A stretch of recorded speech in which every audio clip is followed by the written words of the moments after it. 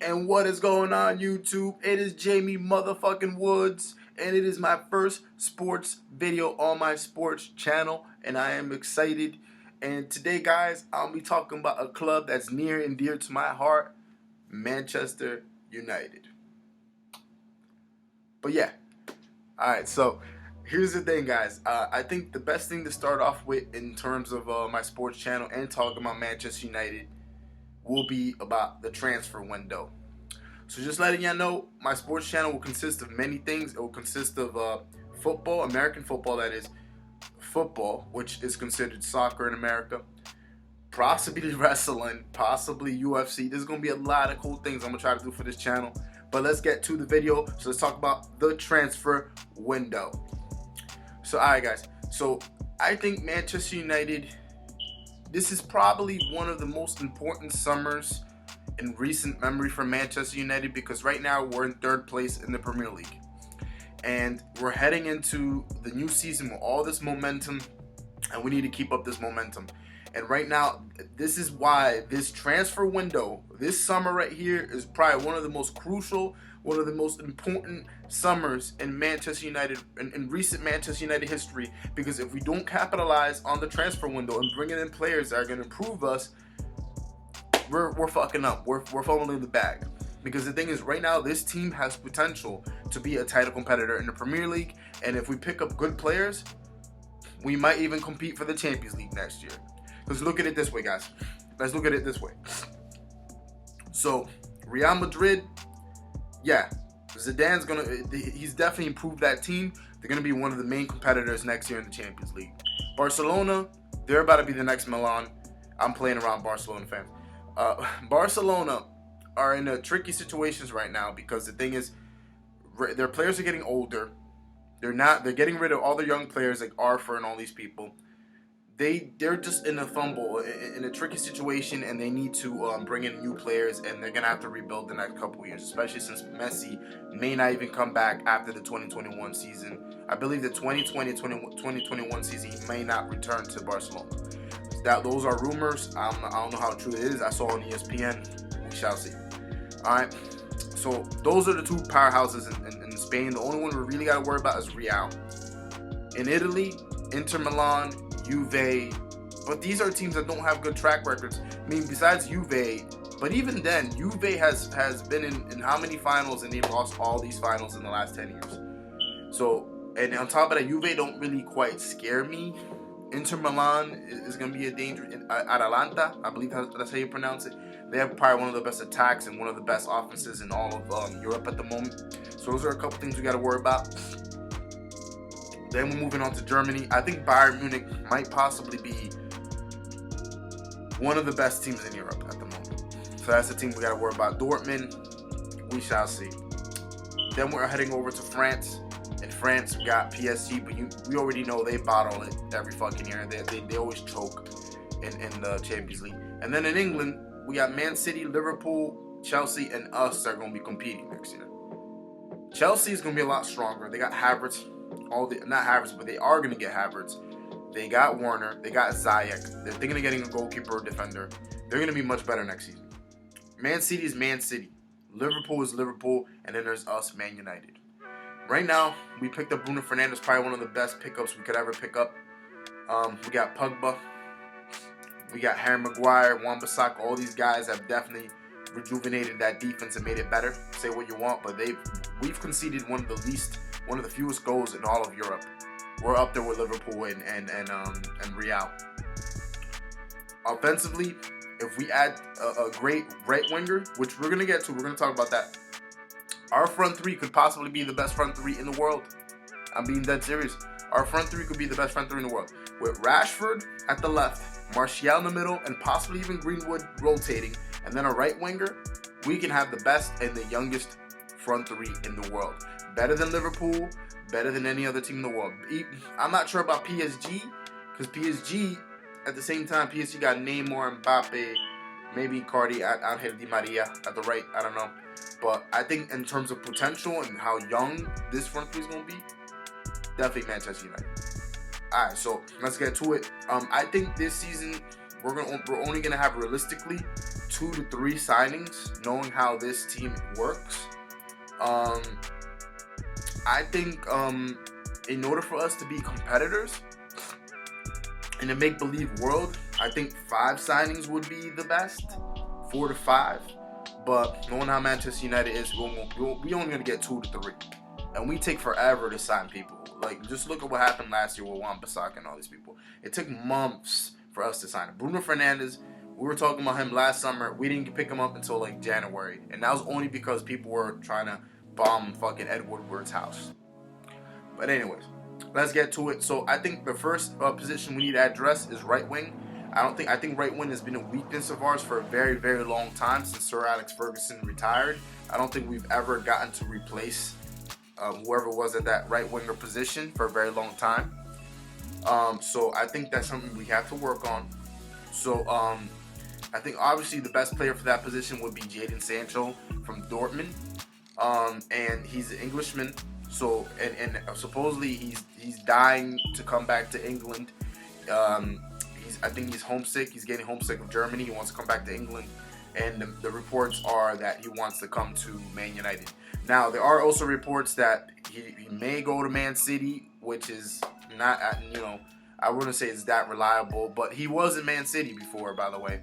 But then he went to Dortmund. But there's Man City, and then there's also reports today that he would rather go to Liverpool. Now, here's the thing. Liverpool, I don't think have the money. They have the pull power, but I don't think they have the money. If they could not pay the money for Timo Werner, who is in Chelsea right now, just to remind you, Timo Werner was one of the biggest people that Liverpool was looking at the last couple months. And people thought Timo Werner was going to go to Liverpool. He was going to be the new striker for Liverpool. And we all were surprised when Chelsea snagged him up. Now, I think this move right here of this whole report, which I don't know how true or how reliable it is, it's coming from the German media, that Jadon Sancho wants to go to Dortmund. I think it's a load of baloney. I think that, well, not to go, but more of that he's interested in Liverpool. No offer has been made. I think it's a load of baloney to try to get us to get him for the amount that Dortmund want us to get him for. They're playing hardball right now. So they want us, and at the same time, Manchester United last week was also playing hardball because we were supposedly there were rumors that we wanted to pick up what's his name, Kingsley Coman from Bayern Munich. Now I'd rather have Jadon Sancho. Mr. Coman over here, he's really good, but I'd rather have Jadon Sancho. I think both teams are just playing hardball right now, and hopefully they meet up on a fucking on a fee. Hopefully we get him for 100 mil or less. I think Dortmund want him for 120 mil. So we're going to see. All right, so Jadon Sancho provides us with a lot of speed.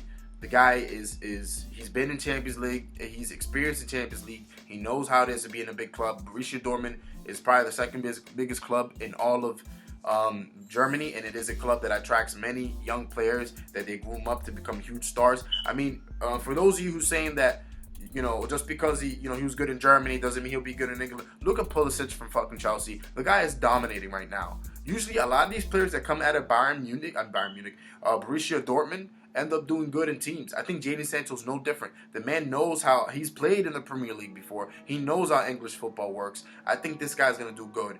He's played with Rashford and all these guys since they all play in the national team. I think Jadon Sancho provides us so much.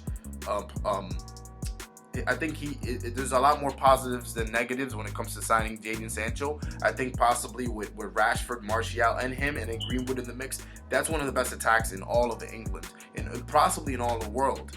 We have speed, we have a little bit of experience. These guys are going to dominate. Jadon Sancho is going to make our front three lethal. Greenwood is great, but Greenwood is still young. He's only 17, 18 years old. Jadon Sancho is heading into his prime. With him, Rashford, and Martial, undefeatable. It's going to make us compete with the likes of Liverpool and Man City in Europe, and it's going to make us title competitors for the Premier League next season. All right, so that's the first one that I think we should sign. The second one is a center back. Now, center back is a position that we really need, in my opinion, because the thing is, look at Liverpool. Liverpool, for the most part, I think 3 out of the 4 of their positions, 3 out of the 4 of the people in that defense are phenomenal. Robertson, phenomenal. Alexander-Arnold, phenomenal. Van Dijk, the best center back in the world. Now, they got Joe Gomez and Matip. I think Joe Gomez is a promising start. I don't think he's quite there yet. Matip is decent. Decent enough to make that defense best. And then on top of it, they got Alisson Becker in the back at goalie. And the reason why I talk about Liverpool is because that's something that we need to not exactly mimic, but we need to take after. Like, that's how you create a championship team. You need a good defense. Right now, I think we have 2 out of 4. So here's what I mean. We got Maguire. Say what you want about Maguire, but he's better than most of the fucking center backs in all of the Premier League. The man has been a decent captain for us. You can tell that locker room is a whole lot different ever since he came in. Maguire, give him the credit where it deserves, where he deserves it. All right. And then we got Wan-Bissaka, who's possibly, to me, one of the best right backs in England. Not as good as Trent Alexander-Arnold, but he's right up there with him. I think he's right there in second place. Luke Shaw impressed me when he was playing, especially after the restart. He impressed the fuck out of me. Where Manchester United was almost unbeatable when he was playing at left back. And ever since he got injured, the team kind of went down in quality. And we can tell we kind of need Luke Shaw. And it's, fullbacks are extremely important. And I think left back is a position we're not going to address this summer. But I think it's something we're going to address next summer, especially if Luke Shaw keeps being injury prone. Of course, Brandon Williams is our backup, but he's right-footed. He should be a right back, actually. And then I think we got Fuzu Menza. I don't think the left back position is good enough just yet. If Luke Shaw was healthy, I think he would be okay at that position. But since he's always getting injured, I don't know. But left back's going to be something we're going to address later on. But center back is another one. Lindelof is decent, but we need a center back, a pacey center back that can complement Maguire, especially on the left side. So we're going to put Maguire on the right and put someone on the left. We need a left-footed, pacey center back. So some of the picks that I'm going to pick aren't necessarily the most pacey, but I think there would be people that would complement Maguire well, or that would definitely help out the defense. So a couple of them are, let me see, the guy from, I forgot his name, from Inter Milan, Skriniar, I believe is Skriniar. I think Skriniar would be nice to put in there with him. I think homeboy from Milan, I forgot his name, or he's Italian, Roman Gali, something like that. He would be nice to put on the center back position with Maguire to pair up, and that's important. That we need a good center back pairing. We need a good center back pairing. Look at Real Madrid; they got Varane and Sergio Ramos. Those motherfuckers have won championships after championships. We need some of that. And I think those players right there can definitely do that for us. And there are a ton of center backs out there in the world that I haven't even named. I only named 2 that will definitely be just as good, maybe better for us. I think the guy from Leipzig, Upamecano, I think he's French, would be also great. I'm butchering all these people's names right now. I know that. I think he would be good to have at center back alongside with Harry Maguire. He's actually pacey, so that'll be nice to have. And all those type of people. But yeah, I think we do need a center back. Regardless who that, we need a good one, a nice pacey one, an experienced one, not too old. Koulibaly is one that a lot of people want. But the issue with Koulibaly, he's very expensive and he's older. He's in his 30s. We want someone that's in his mid-20s or so, that has a bit of experience, that's pacey, that is experienced. We don't want someone like Koulibaly that's obviously I would love Koulibaly if he was younger, if he was a couple years younger, but the guy is in his 30s. Center backs can play into their mid, maybe even late 30s at this. Look at Sergio Ramos. He looks like he has another 5 years, to play. The guy's playing terrific. And if we get Koulibaly, we get Koulibaly. But I don't think that's going to be the case. So we need a center back on top of having the right winger. All right, the next position I think we truly need is a center attacking midfielder or a center midfielder. Here's what I'm trying to say. So right now, with Bruno and Pogba, we could possibly have one of the greatest midfields in the world if we keep adding on to it. And I'll get on to another position in the midfield which we need to address, but that's going to be the fourth one. So as for the third, we need a center attacking midfielder. So a couple names that have been thrown is Jack Grealish from Aston Villa. Now the only issue with Jack Grealish is that Aston Villa wants about 80 mil or so for him. I don't think that's worth it for a player that's going to be in our bench. I think we're best off investing that money. With that money, we can buy two players. Two players. I think we're best off investing that money into another player who is going to start for us or is up and coming that can be behind Bruno Fernandes and take over once he gets a bit tired or worn down, and put that person in and all that. Because I've noticed the issues with this team was that when Bruno and Pogba will leave the field, the level of play will go all the way down, and then teams will take advantage of that and come back. That's exactly what happened in Southampton, and that's exactly what happened in other games. The level of play just went all the way down. We put in people like Lingard and Pereira and Mata and all these people in, and it just was not the same. We need substitutes. We need people on that bench that can come in and that can take over the game and control the game and keep us from losing the game. So Jack Grealish would be amazing. Maybe because conversations with him have cooled down a bit because of the 80 mil. Hopefully Grealish can push that, because I don't think Grealish wants to keep being in Aston Villa. Aston Villa right now, they might face relegation again unless they change things. I don't think he wants to be a part of that. So he wants to get the fuck up out of there. So whether that's coming to Manchester United or any other team, we gonna see. But hopefully he tries to force some talks with Aston Villa to get out of there. But Jack Grealish is definitely one of them that I would love to have on that midfield. Another one that's very popular is Donny van der Beek from Ajax. Van der Beek is very impressive. I think he would add a lot to this team. I don't know if he exactly would be a success coming from the Netherlands, from the Dutch league. But hey, I think he would be a cheaper option than Grealish. He's still young. He could add a lot to this team, and he could add some depth. And we need that right now. We need depth in this team at the moment, because this team doesn't have too much depth in the midfield at all. And we saw that was an issue with Pogba and Bruno playing almost 90 minutes a game, 80 minutes a game every game. And they were tired because they had no one to replace them. And in order for Bruno and Pogba to perform well, we need to give them rest. And we need players to come in that can take over, can win us games when they're gone or they're, you know what I mean? So we need depth in this team. So adding someone like Donny van der Beek or Grealish would definitely be good for this team. All right, so we need a center attacking midfielder. All right, the next one, center defensive midfield. Now, we just signed Matic to a 4-year contract. I think that was the wrong thing. I think we should have signed him to a 1 or a 2-year deal. I think Matic is at that point in his season, in his career, where he's not going to get any better. He's just going to get worse. He's getting older. I'm not saying he's a bad player. He did what he had to do at that position, but I think we need someone that is quicker, that is younger, that is hungrier, that is you know, in his prime at the moment. I think someone like Thomas Partey would be amazing for that position for center defensive midfielder. Thomas Partey right now, his release clause, he has a release clause for Atletico. Right now his release clause is about, I believe, 40 million. And Arsenal want to get Thomas Partey. I think we should hop on that boat and try to get Thomas Partey as soon as possible.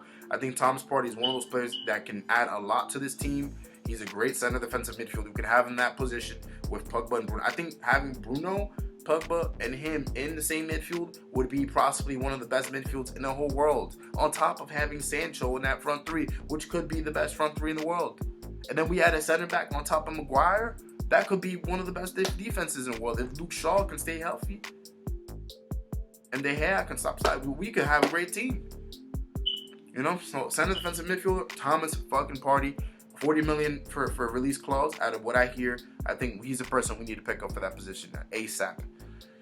Again, the last one that I will say is left back, but that's something that I don't think we're gonna address, and neither do I think we're gonna address center defensive midfield. But I think it is, we should, especially with Thomas Partey being 40 mil. But anyways, left back is gonna be another position that I think we need, but I think we're not gonna address that until about possibly next season. I don't think we're gonna have all that money to spend on all those players. But left back position, I would love a pacey left back. Luke Shaw, while he does have his games where he's very impressive, and we played really well with Luke Shaw, especially during the restart, I think we need a left back that is dependable, that is young, that is not injury prone. I think someone like Theo Hernandez from Milan would be great. He's pacey, he's really good. He's done great wonders for Milan. Look how good Milan has been since the restart. They end up, I think they got their Europa League spot at the moment. They haven't really lost too many. I think they only lost one game since the restart. They've been really good. Theo Hernandez is a part of that. I think Theo Hernandez would be great on the left, or maybe you could get another left back at that left. But we need a left back that is dependable, that can get the ball, that can pair it with Rashford very well. Because I think that was an issue when Luke Shaw left, was that Brandon Williams and Fuso Mensah, whoever was at left back, didn't have good chemistry with Rashford.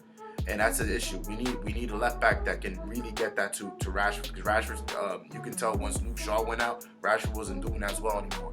So we need a left back that can definitely attack, a left back that can defend, that's pacey, that can help out the center backs, all that type of stuff. So left back is another position. And then if I want to just pick an extra position, it would be striker, because I believe striker, we're kind of thin on that in a way. Martial is great. We can always toss in Greenwood there at striker. The only thing is after that, we have no one else that can really do that. Ighalo is only a short-term solution. Ighalo is decent, but Ighalo will be gone by January. We extended his loan all the way up into the end of January. I mean, to the beginning of January, where the transfer window begins. And then he'll be right back into the Chinese team. I don't think we're going to sign him or anything. He's going to be right back. So we need a striker, a young up-and-coming striker that we can put in that can back up Martial, maybe Greenwood, have a rotation between those three. Because right now we only have Martial and Greenwood. I think we need to be a little more deeper on that. So either we can get a youth academy player to do that, or we can sign someone young that can do that. And I'm not saying to buy a great striker or anything. That's not what I'm saying. I'm not saying to get a great striker. I'm saying get someone young that's up and coming, that has potential, that we can put there. Because we need to strengthen that striker position as well as the other positions. All right, so those are really the five positions. And I added an extra one. I know I added the striker. But those are the 5 positions that we need to definitely pick up on in the next year or two. I think this summer we will sign a right winger, which will be Sancho. We're going to sign a center back, and I think we're going to sign a center attacking midfielder or a center midfielder. And those are the 3 positions we're going to go with this year. If we sign 4, I'd be truthfully impressed with that. But I don't think that would be the case. So I predict we will get Sancho. We will get a center back. I'm not sure who that's going to be. And we're going to get a center attacking midfielder, whether that's Grealish, which it doesn't seem that way with 80 mil, or Donny van der Beek, or even Thomas Partey, because his release clause is ridiculous. I would definitely go try to pick him up. Maybe a guy like Thiago, who's only 30 mil. His release clause is 30 mil, I believe.